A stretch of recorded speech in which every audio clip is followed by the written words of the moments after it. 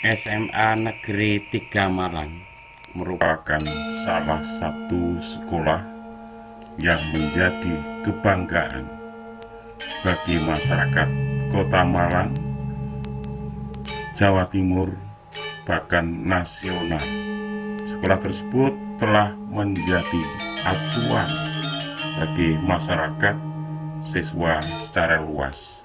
Secara historis, SMA Negeri 3 Malang tidak bisa dilepaskan dalam jejak perjalanannya, yaitu dirintis pada tahun 1924. Kota Malang menginginkan agar memiliki sekolah yang lebih tinggi daripada sekolah yang ada. Zwiderhof bersama Volkskrant Kota Malang atau Gemeente Malang berjuang, bukan hanya berjuang secara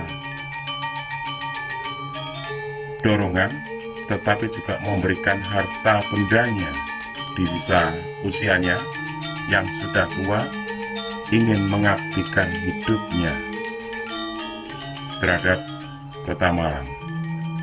Perjuangan tersebut akhirnya berhasil. Tahun 1927 ya, tepatnya 1 Juli 1927, HBS AMS yang merupakan cikal bakal SMA Tugu, yaitu sekarang disebut dengan SMA 1, 3, dan 4, itu mulai dijalankan dengan sementara menumpang di Jalan Kawi, tepatnya di SMP Negeri 6. Seperti disebutkan tadi, salah satu tokoh inisiator dan donatur utama di antara adalah Zwiderhof, seorang pengusaha kopi. Begitu juga dengan Renan Lavalet yang awalnya jadi birokrat, kemudian jadi pengusaha kopi. Selain mendirikan rumah sakit Lavalet, beliau juga punya peran besar dalam pembangunan HBS AMS Malang. Karena masih menumpang di SMP Negeri 6, maka perlu segera dibangun gedung yang permanen. Akhirnya dipilih tempat, yaitu di area Jan Pieterkoen Plein, yaitu yang sekarang disebut dengan SMA Tugu Malang, atau juga disebut dengan Alun-Alun Bunder. Di antara yang menjadi arsitek atau arsitek utamanya adalah Wijnand Limay. Beliau adalah arsitek yang luar biasa pada masanya, bersama Insinyur Citroen. Nah, ini denah, peta, dan desain bangunan HBS AMS Malang yang mulai dijalankan pada tahun 1 Juli 1927, yang menempati tepatnya di area Jalan Kelut dan Jalan Kawi, bekas gedung kopi yang dirubah menjadi sekolah yang sekarang ditempati oleh SMP Negeri 6 Malang. Gedung kopi tersebut sesungguhnya adalah milik Zwiderhof yang dihibahkan kepada masyarakat Kota Malang. Nah, seperti ini konstruksinya. Dari gedung kopi dirubah menjadi sekolah. Jadi SMP Negeri 6 Malang seharusnya juga tahu persis tentang jejak sejarahnya. Nah, mengacu pada dokumen yang diperoleh dari Arsip Nasional, HBS AMS dibangun di area yang tidak begitu luas, di sudut lingkaran alun-alun Bundar. Walaupun tidak begitu luas, Lime begitu cerdas untuk merancangnya sehingga menjadi desain yang kokoh dan indah.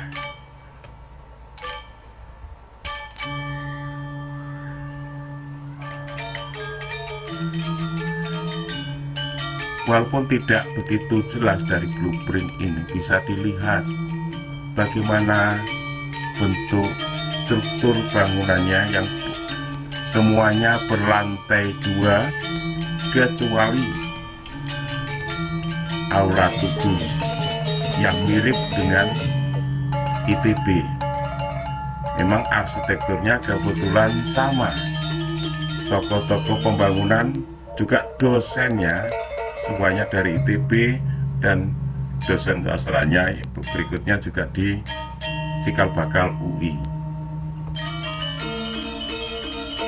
Lebih khusus di area SMA Negeri 3 Malang yang ditempati sekarang, sebelumnya lebih dominan sebagai area praktek atau juga sebagai tempat laboratorium, bukan sebagai tempat belajar. Tempat belajarnya tepatnya berada di area SMA Negeri 4 Malang. Sementara yang SMA 1 itu untuk kelas ya AMS.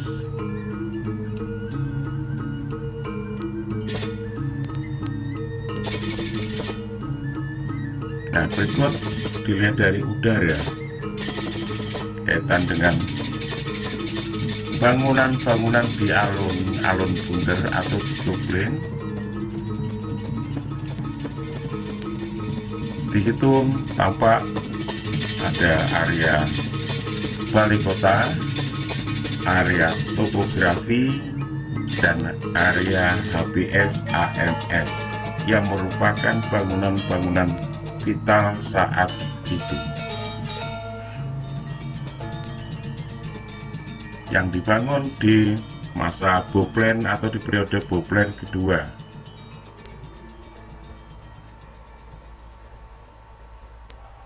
Bisa kita cermati begitu indahnya bangunan yang tidak begitu luas ini dilihat dari alun-alun Bundar yang begitu menarik, anggun. Oleh karena itu wajar jika menjadi idaman masyarakat saat itu. Yang HBS dominan digunakan untuk masyarakat Eropa, alumni ELS, kemudian yang AMS rata-rata berasal dari kalangan pribumi, walaupun juga sangat terbuka untuk kalangan Eropa.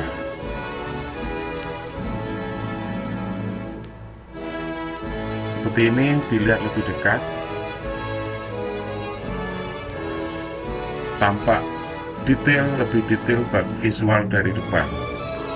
Di depan tampak juga tanda panah itu monumen penghargaan G.J. Sudirman yang begitu besar jasanya dalam pembangunan HBS AMS, yang tidak hanya pikiran-pikirannya tetapi harta bendanya itu dicurahkan untuk pembangunan ini. Maka ketika beliau meninggal pada tahun 1934, pemerintah Kota Malang dan pemerintah Hindia Belanda menganugerahkan penghargaan dengan dibangun monumen penghargaan kepada Zuiderhout yang sekaligus disebut sebagai Bapak Pendidikan di Hindia Belanda. Tampak bagian dalam di sini. Di situ tampak area Aula Tugu dan di samping tampak sekarang ditempati SMA Negeri 4 Malang yang sebelumnya menjadi SMA 2. Setelah SMA 2 pindah kemudian dijadikan SMA Negeri 4.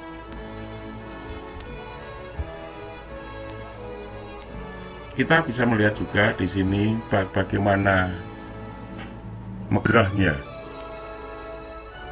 area SMA 3 tampak dari samping, tepatnya di jalan, kalau dilihat dari Jalan Sultan Agung Utara. Ini tampak dari samping selatan.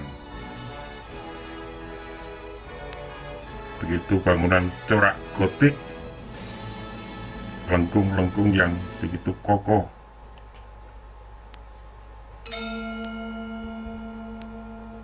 Kalau tadi dari arah selatan, berikut dari arah utara. Oke. Nah, ini lebih khusus bangunan area SMA 4 yang berada persis di belakang aula.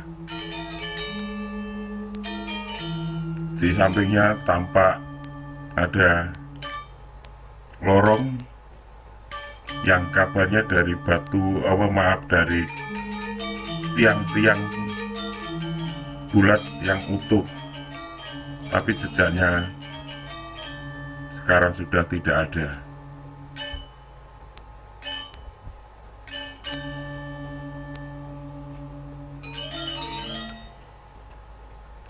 Perjalanan pembangunan HBS AMS tidak sepenuhnya, walaupun itu bangunan milik pemerintah Hindia Belanda, tetapi sesungguhnya peran serta masyarakat begitu tinggi.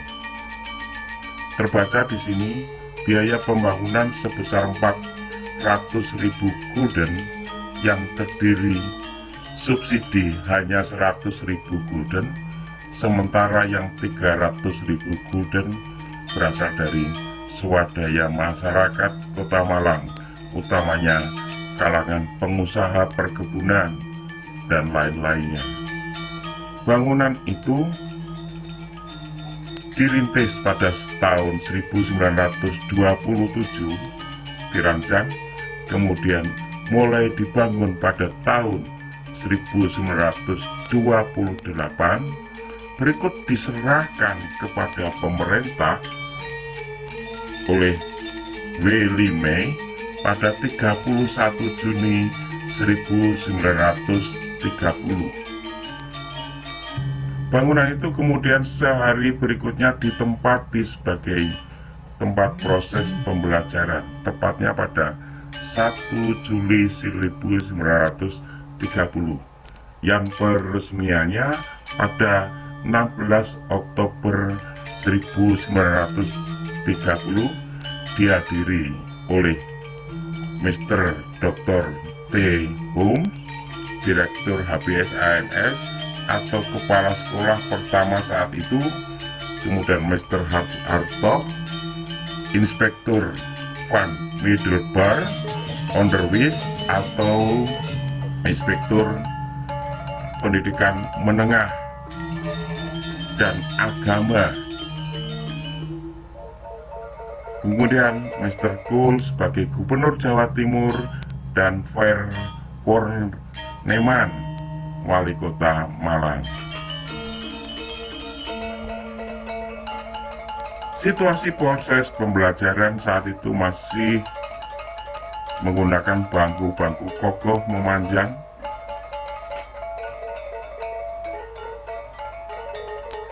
jumlah siswanya tidak begitu banyak, tapi begitu enjoy. Nah, ini tampaknya kaum pribumi yang dominan di sini bercampur dengan masyarakat Eropa, siswa-siswa dari masyarakat Eropa. Siswa-siswa yang sekolah di sini bukan hanya dari wilayah Kota Malang, tapi dari area Malang Raya, Jawa Timur, Indonesia Timur, bahkan dari pejabat pusat pemerintahan Hindia Belanda antusias untuk menyekolahkan di HBS AMS Malang.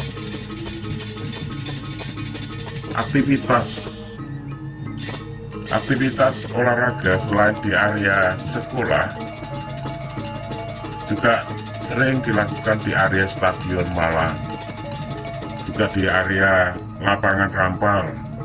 Untuk acara-acara formal lebih banyak dilakukan di Stadion Kota Malang yang merupakan stadion pertama dan terindah di Hindia Belanda.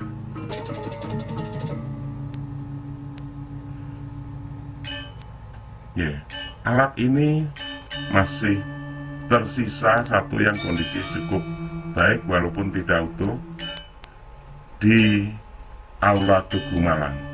Nah, seperti pada foto berikut.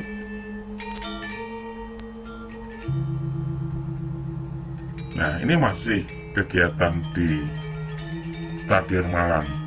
Tampaknya kepala sekolah begitu antusias melihat pertandingan sepak bola.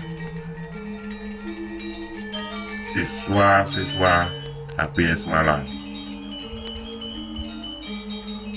Nah, kegiatan senam massal pada pekan olahraga. Ya, pekan olahraga di Stadion Malang tahun 1936. Keadaan tidak begitu lama, tepatnya pada tahun 1942, kondisi berubah drastis ketika Jepang yang menamakan diri saudara tua dari Indonesia datang ke Indonesia. Tepatnya Kota Malang diserahkan pada 17 Maret 1942. Namun sebelum diserahkan ada peringatan dari Presiden Malang.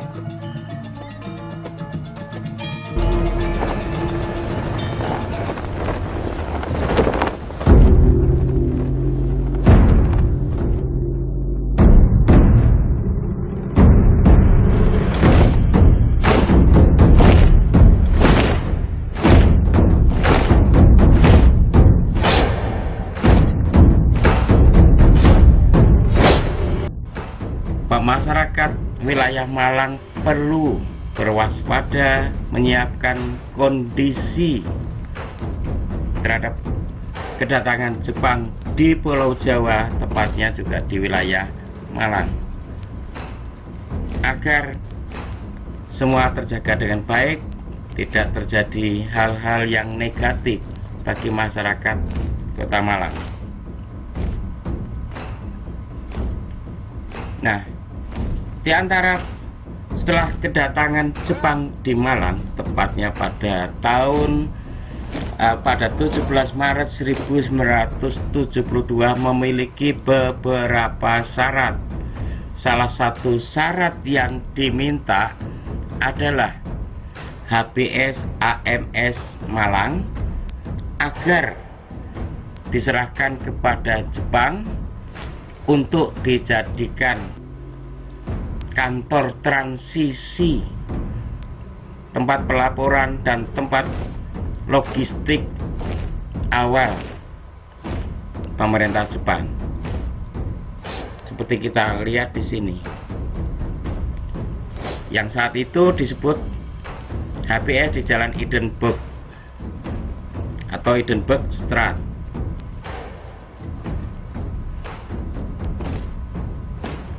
Dengan kedatangan dengan kedatangan Jepang yang tidak lama Hanya 2 tahun setelah kedatangannya, mereka membangun Torana, tempat pemujaan atau tempat sembahyang, tepatnya di daerah sekarang disebut dengan area makam pahlawan atau sekitarnya. Titik persisnya masih perlu dikaji. Karena kedatangan Jepang, Belanda dipulangkan.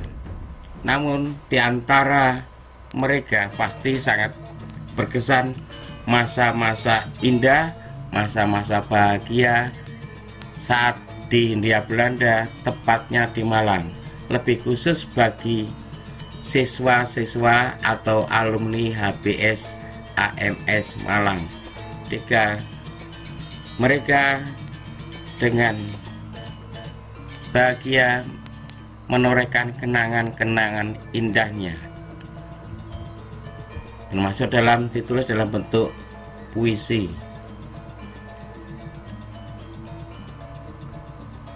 Berikut ini adalah alumni HBS AMS Malang di Eropa dan Amerika yang sesekali bereuni, yang dalam kelompok Tavenu. Mereka sering mengenang masa-masa indah saat bersama di HBS AMS Malang. Nah, perginya Belanda juga pada masa transisi politik. Ada sosok pribumi yang luar biasa cemerlang. Di antaranya adalah Profesor Dr. Abdurrahman Saleh, atau sering dengan nama julukan Pak Karbol. Dia adalah pahlawan nasional sebagai tokoh radio Republik Indonesia dan Bapak Fisiologi Kedokteran di Indonesia. Beliau juga tokoh penerbangan yang akhirnya dikukuhkan sebagai nama Bandara Udara Abdurrahman Saleh yang berada di area Malang. Selain Abdurrahman Saleh juga ada Ide Anak Agung Gede Agung. Beliau tokoh diplomat Indonesia yang berperan penting dalam perpolitikan Indonesia, yang kemudian ditetapkan sebagai pahlawan nasional. Beliau adalah putra bangsawan dari Bali